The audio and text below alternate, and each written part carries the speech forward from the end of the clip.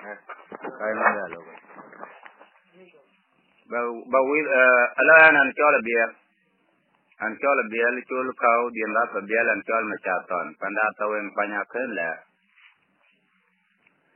Lele che tu binti jal dong wet bin naga tu dien yam de kajachi kwen no. Gona ben ku kwan ben ku jal ben tu dien yam de bejala ting ke panman. Amalen jul gwel ke gaki yem etanan dia malgut. Wallahi adan warap pandi cepiat.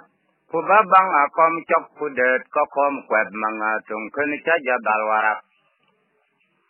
Jadi pabin madin cie banyin men mabien mau. Tecok jang yal ke wel kacil laiter be kwacol mun malon wul fajiagi. Mabien mau. Jida jam keng nyalik ku belui kian dia. Balegen le nyalik tiel kuluom. Ku tiok jang awet ke diri cok jal ke rabak. Bukak dong ulad junum num ke pinci nyalik te giater. Kwajol pun junum maywe. Junub kana jaran lagloy ke jok. Junub kana jaran marial but ke jok. Junub kana piran dukan ke jok. Junub kana ngijra pur ke jok. Junub kana ngijalalog ke jongda. Bila jong wiyet ta chobina yin balal jong kan kangori nyarane. Lek bandan yande malek Abu Nabd. Jumen yal mayar marang.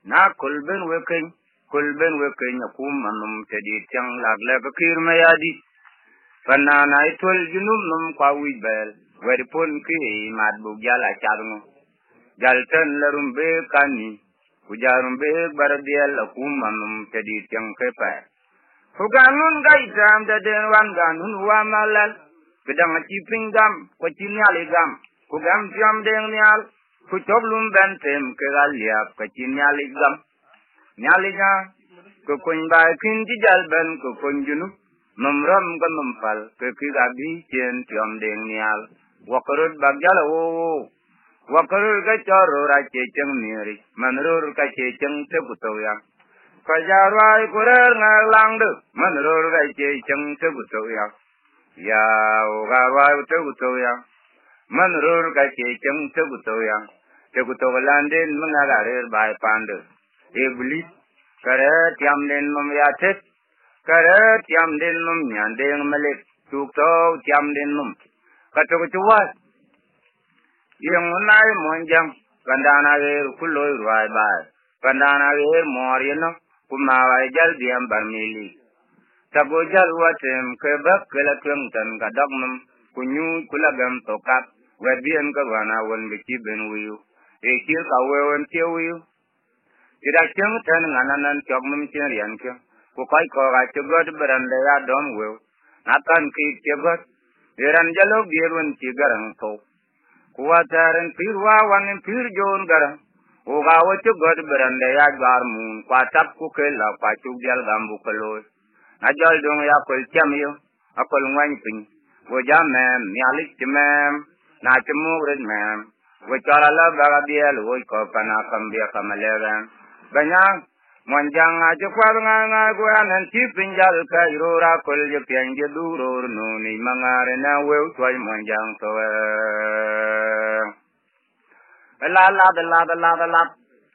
la tikit panda bechiyo ku kam cholenil ku bena chito ku kondo ge kan ngirolo Alaga de tatin ten na luel karen tu gobrio iwati ka jadom toga bai mena bi ben luel ta choga be benya angwad bugi ragtiel kangwad buduro chimwan ta kekede na chindi nya tiel fuko kudirfo kana chirande kiamyo kimem belie mani tadi tuai kugam wamu kudu ko ngangang kamiara biabro na welwaran le jura banga Lemonjang cenggang kan kajur monjang cinum gang. Inakin ka berloy. Monjang mugato. Ajur monjang ciagat. Bugyala yin balany walwel diarga kwangwi. Jang di mabyo. Aci jam lerol we yarum jok kukuy we kwangloy bagyala yin balany. Riyan da cha kwangpul baga yin balany. Baga yin cetang kol gori kwangpul. Baga yin balany. monjang da ci jamul gad ku jal ko ya yin balanyo wa jal gwa yo retin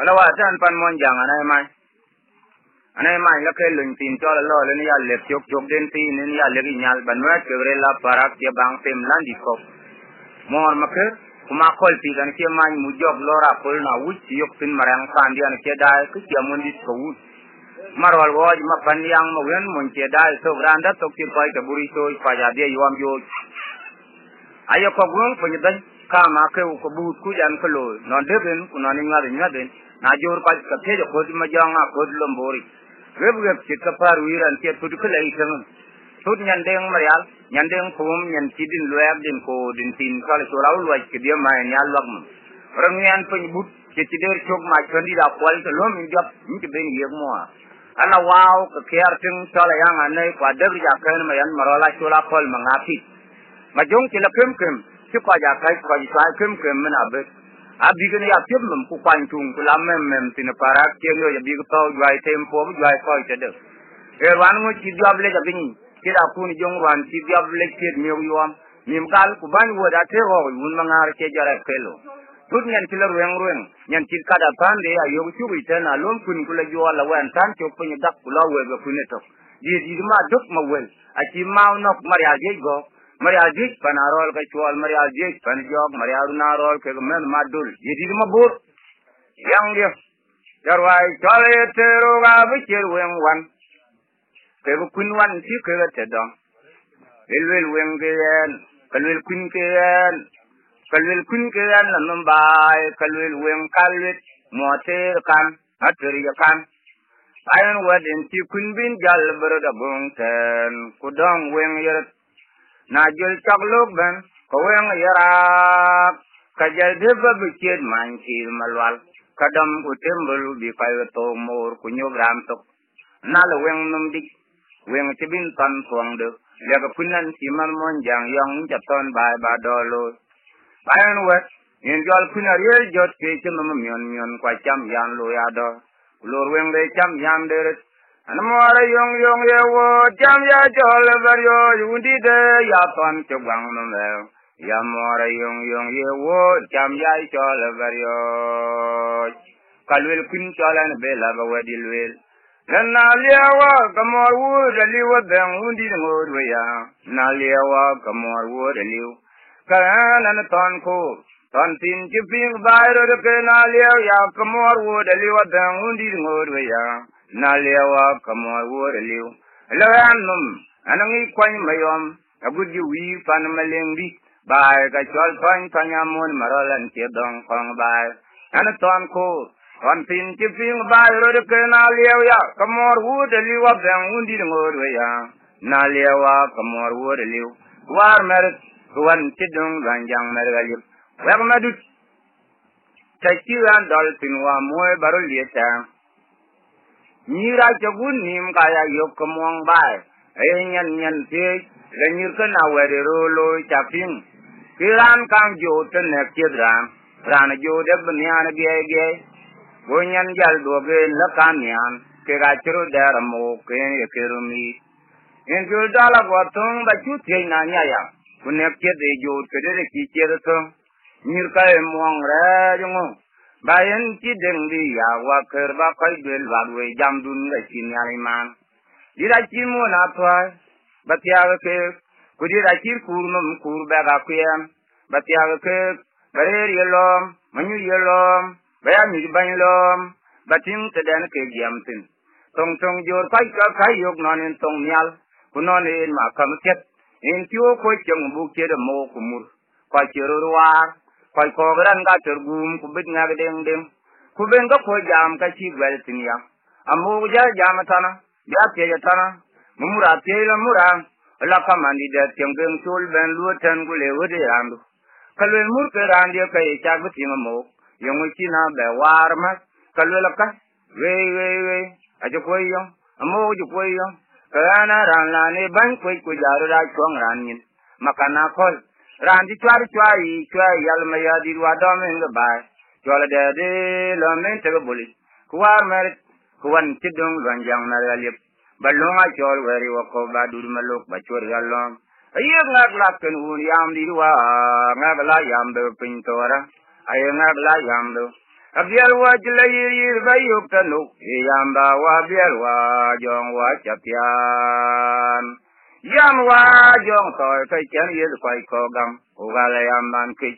Ringin dip jumaya bial yin dip jumaya. Mugan padi maje majan padi maiwa jong wa dua nyoteriang. Abial wa karai ba yam wa karai koder.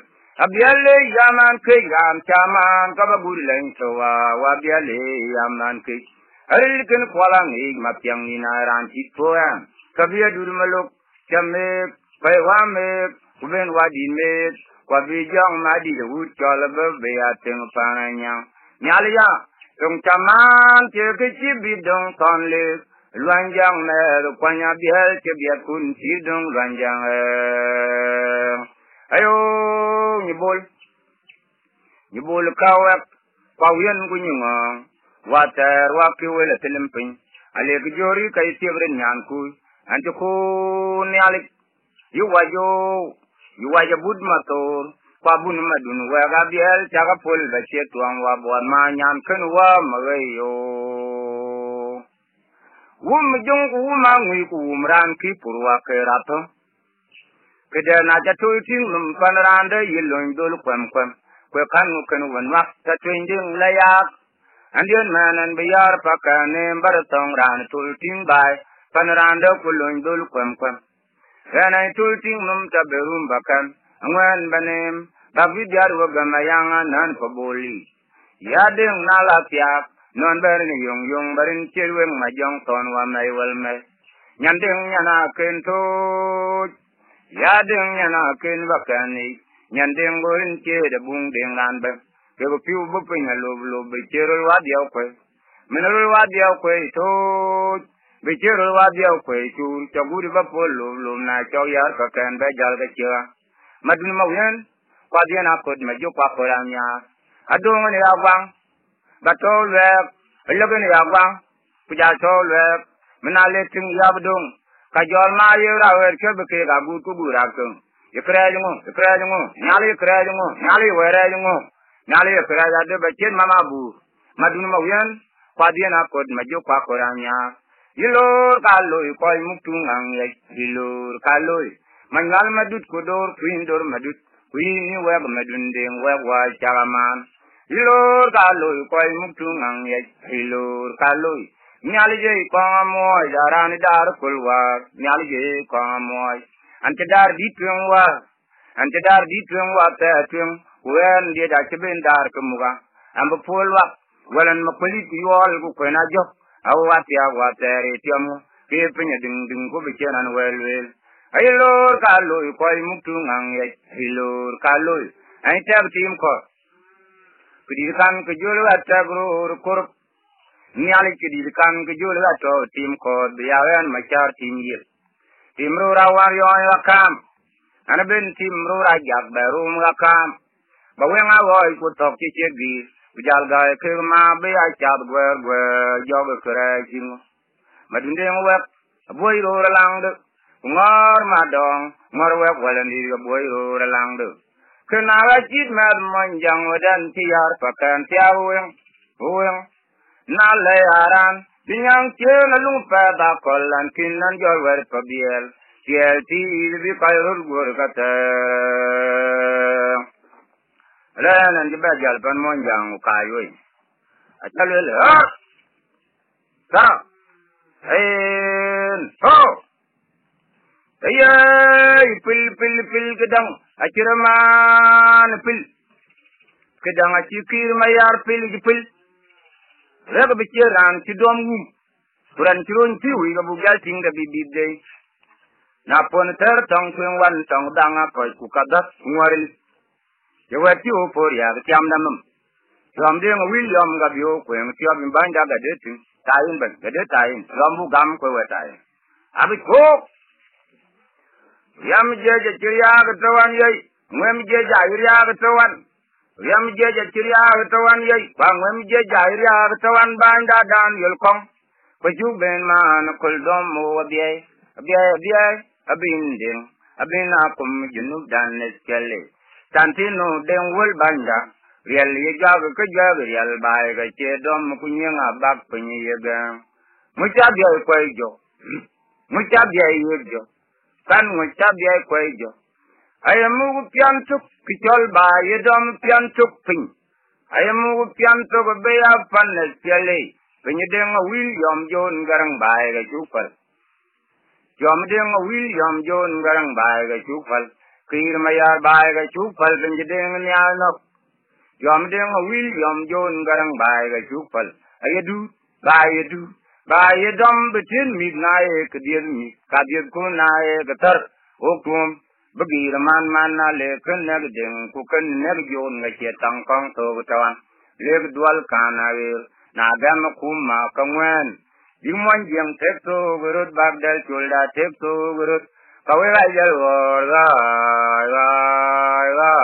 tatin nyor kan na jaya kuma penyebu jal cheng ngai na le ken nag ding ku ken nag John ga chetang kong to tawan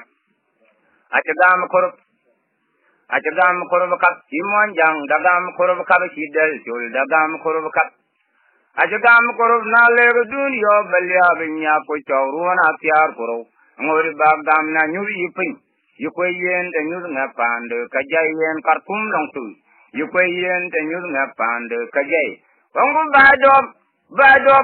baidom kongu baidom bu jatye yang ye chwapin tyobi randi era tweng tonni era tweng bar deng nyal jemen wen mabiora temran war chuwada leiting kumen keni tabapin duli na ben pinchwal ni jagamen tiwe biod deng nyal ne tawan kong deng nyal so ping ko tam tyop ko wa deng ge ping chi wa te mi yom ping deng nyal te mi yom tyom jun garang te mi yom achinda lu yin de chi bai tam ko nyal ko werwan abu jai cholia wojin tigloi malik ko war cholia malik kujalong ni jam dan la tung kujalong ni loi dan la tung akulamat o wanyu pin yelo banja o wanyu pin yelo menkil o wanyu pin yelo ran to un ke da yo ke diao kuloji nin we ajenda lu ye inde ji bai tam ko nyalik ko werwan kabu jai cholia wojin tigloi malik ko war cholia malik manjang galur jam jam junub tolda kalur jam juti jama jirwar ke rango jam wan ke rango jam din kung ke rango war jam jip lamam kun lor ba yini man lor ba lo ne mango ba na yupin kala rango an tideng yol kamit an tideng koi na we mier kyongwen balagung pandu na le to kana du ngang dio ngau kana du ngang dio na ping ngau kan go nya kulwele la kaching li chamwo bagpat kaching li chamwo bapin kaching li chamwo na ping ji en kwe ya ji kwe jen ka ka ana jay ana chilla pandu kan ngui chem la bai ngui chem la martin kan ngui chem la bai kajam ju chi jama ju kam ken ke rangau abayo mya bi ran chi jur wa